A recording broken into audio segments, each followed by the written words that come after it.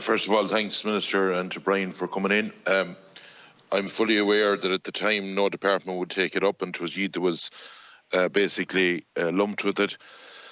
There is a serious concern here, Minister, for the simple reason we had a person in from the Climate Department, and I thought they were the most arrogant person ever that came on a committee that basically said straight out, part of the solution is going to be importing peat. Well, for anyone that has any environmental brain in their head, they will know that bringing peat 200 kilometres from the country it was loaded in, bringing it in a boat, I think 3,000 kilometres, and 200 lorry loads going up and down the country is complete lunacy. From what you're saying, Minister, and I know that everyone wants to get in fairly quick. From what you're saying, Minister, and this is what we need clarity on this. We're dancing round from report to report. Not your fault, but I heard Paul Keogh, or Deputy Paul Keogh, mentioning earlier on about Peter Burke. Peter Burke is in the Department of Environment. He has the authority to bring planning forward if the need be, and that would be helpful if they done that. Substitute consent in the quarries has been a disaster. So what I am asking you, one way or the other, is there a commitment in government that next April, so there's no one going to harvest it now for the winter, there's no point in you have a window of 6 months, 7 months, 8 months to get this solved. You have 3 months and 4 months, 7 months. Can the government, and as Joe Flaherty asked earlier on, can the government give a commitment that by next April, for the people that need to harvest this peat, and I understand from the working group that everyone is in agreement that we have to do it 2030 or maybe 2035, as you've outlined, that was coming from the working group. Is there a commitment from the government that for the harvest season from next April next year, that people will be able to go out to save this industry? That's question number one. Question number two, and Brian would be familiar, I'd worked with Brian for years, and as the minister says, I cannot commend him good enough, in fairness to him.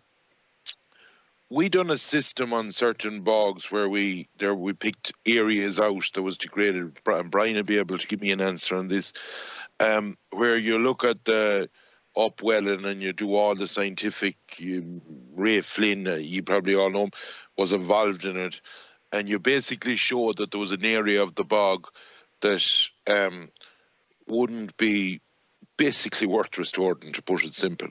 And is there a process like that that could be brought in? And to Brian as well, if these people picked out, say, a 50-acre plot, right, and said we're going to do that 50 acres this year, and we keep cutting there, or we'll keep milling there, and then we'll go to or 58 acres, then we'll go to another place and revamp that. Is there not solutions that way that can be done to make sure that we keep the consistency of supply, to make sure that we resolve this problem? And the final question, Minister, to you, it's not associated with this, and in fairness, if you don't know it, the Wildlife Amendment Bill, where NHAs were to be, there were category 2, there's a lot of farmers held up at the moment where they want to plant trees, and because of a bill that fell in the last stall that was to come in the legislation, I think it was to come in before Christmas of this year. Is that on the agenda for coming in to get that resolved? Thank you very much. Just to address Deputy Fitzmaurice's question first, in terms of that commitment by government, I'm giving a wholehearted commitment. As I said, Taoiseach is concerned, all of government is concerned about this. Our department, or my department in Heritage, has limited responsibility and certainly no responsibility on the planning side of things, or the environmental, the IPCC. So in terms of that 6 months time, just to say absolutely, we'll use that time wisely. We have used the time to date wisely. We have given every single consideration as to how we could deal with this in an Irish context. I'm saying this, and I address Deputy Carthy as well. It was never my own preference, certainly, that importation would be an option. It's certainly an environmentally less favourable option when quality peat existed in this country, but the law is the law, and we have to try and figure out a solution that works in an Irish context.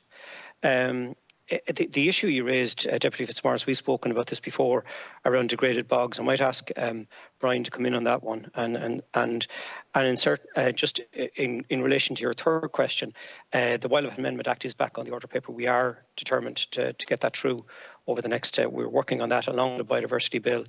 So just to give you assurance on that. In relation to Deputy Carthy's question specifically around other countries, they have a different consent system, and it's a different single consent system. And I would say it's in terms of steps my department in Heritage are taking. We don't have competence here. Ours has been the task around the peatland strategy to consider alternatives, and I would be of the view that 2030 is too far out. I know the interim report stated 2030 to 35, but I think solutions do exist. There has been some research work done, quite an amount of research work. I've been liaising with Mr. Hayden in the Department of Agriculture around putting in place a research fund to look at those alternatives. I'll await Dr. Prasad's report to see what recommendations they put to me. Dr. Prasad himself has significant background in the whole area of composting and use of organic materials. So there are solutions there, and I think we could get to them sooner than we think. And so I'm determined that we see that through in terms of receiving that report and how we try and seek those solutions. But I would agree with Deputy Ledden in the sense that let's not politicise this. Let's work together to try and find a solution that works for the sector. We are deeply concerned about those thousands of jobs and a vibrant horticultural sector in Ireland. I think maybe Deputy Ledden, I've addressed that issue around the legislative bind, but I think I'll ask Brian to come in specifically on that point and on the point raised by Deputy Fitzmaurice around degraded bogs. Gurmagov. Mr. Lucas. Thank you, Chairman. Thank you, Minister.